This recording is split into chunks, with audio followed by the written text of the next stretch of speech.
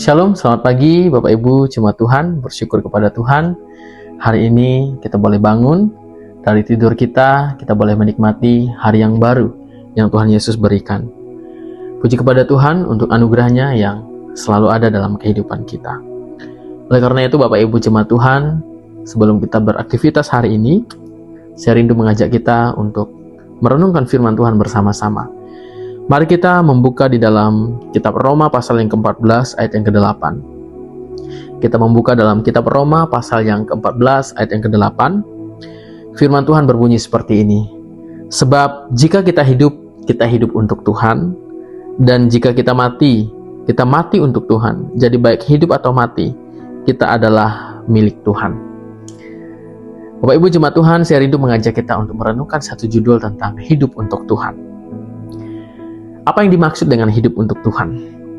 Secara sederhana, hidup untuk Tuhan adalah menyerahkan hidup sepenuhnya kepada Tuhan. Mengandalkan Tuhan, melibatkan Tuhan, dan bergantung sepenuhnya kepada Tuhan dalam segala aspek kehidupan. Itu artinya hidup untuk Tuhan. Pentingkah Bapak Ibu jemaat Tuhan untuk kita sebagai orang percaya hidup untuk Tuhan? Tentu sangat penting. Kenapa demikian?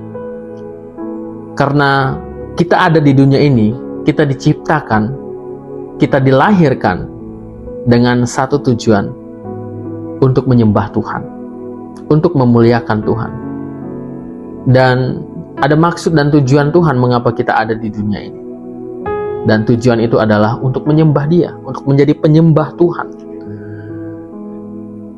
Dan penting juga untuk kita hidup untuk Tuhan, supaya kita memiliki jaminan, kepastian hidup, kekekalan. Ketika kita hidup untuk Tuhan, kita punya jaminan keselamatan yang pasti dari Tuhan. Seperti dikatakan Yohanes 14 ayat 6, bahwa akulah jalan dan kebenaran dan hidup, tidak ada seorang pun yang datang kepada Bapa kalau tidak melalui aku. Makanya penting untuk kita hidup untuk Tuhan, karena Dialah juru selamat itu. Karena Dialah jalan kebenaran dan hidup. Dan tidak ada seorang pun yang bisa datang kepada Bapa kalau tidak melalui Dia, melalui Yesus. Oleh karena itu kita harus hidup untuk Dia. Hidup untuk Tuhan Yesus, Sang Juru Selamat itu yang punya jalan itu.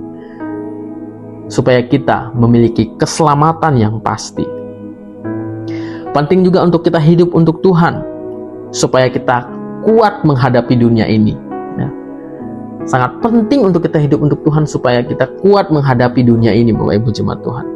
Filipi 4 ayat 13 berkata seperti ini. Segala perkara dapat kutanggung di dalam Dia yang memberi kekuatan kepadaku. Ketika kita hidup untuk Tuhan, segala perkara dapat kutanggung di dalam Dia yang memberi kekuatan kepadaku. Nah Bapak Ibu jemaat Tuhan, segala perkara, bukan satu perkara, bukan dua perkara, segala perkara. Apapun masalah kita hari ini, apapun keadaan kita hari ini, ingat, Tuhan sanggup menolong kita. Segala perkara dapat kutanggung di dalam Dia yang memberi kekuatan kepadaku. Ingat, Dia yang memberi kekuatan kita untuk menghadapi perkara-perkara, masalah-masalah, pergumulan-pergumulan. Dan pertanyaannya, mengapa kita harus hidup untuk Tuhan? Karena kita diciptakan untuk menyembah Tuhan. Ingat, kita diciptakan untuk menyembah Tuhan. Karena kita ini milik Tuhan. Kita diciptakan untuk tujuannya Tuhan, untuk rencananya Tuhan. Dan kita ini adalah milik Tuhan sebagai orang-orang milik Tuhan. Maka terserah Tuhanlah mengatur kita. Terserah pemiliklah mengatur kita. Oleh karena Tuhan pemilik kita, mari kita menjadi penyembah Tuhan. Oleh karena itu Bapak Ibu jemaat Tuhan, biasakan dalam keluarga kita, dalam kehidupan kita sehari-hari, menggunakan mulut kita itu untuk menyembah Tuhan. Karena banyak saya melihat jemaat Tuhan, banyak tidak tahu lagu rohani. Bahkan ketika kadang-kadang menjadi worship leader di gereja, melihat jemaat Tuhan sering tidak bernyanyi karena tidak tahu lagunya. Kalau di LCD tidak ditampilkan, kita sepertinya tidak bernyanyi. Padahal kita tahu lagunya kadang-kadang.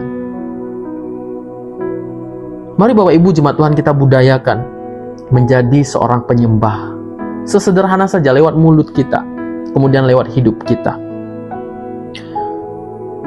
Ada banyak lagu-lagu yang bisa memberkati kita, yang bisa kita pakai untuk menyembah memuji Tuhan.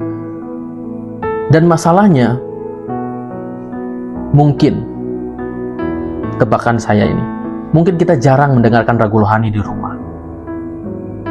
Sehingga ketika ada lagu-lagu yang dibawakan di gereja, seringkali kita tidak bernyanyi.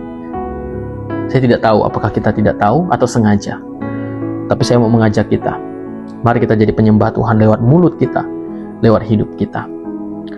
Selamat beraktivitas hari ini, Tuhan Yesus memberkati. Shalom.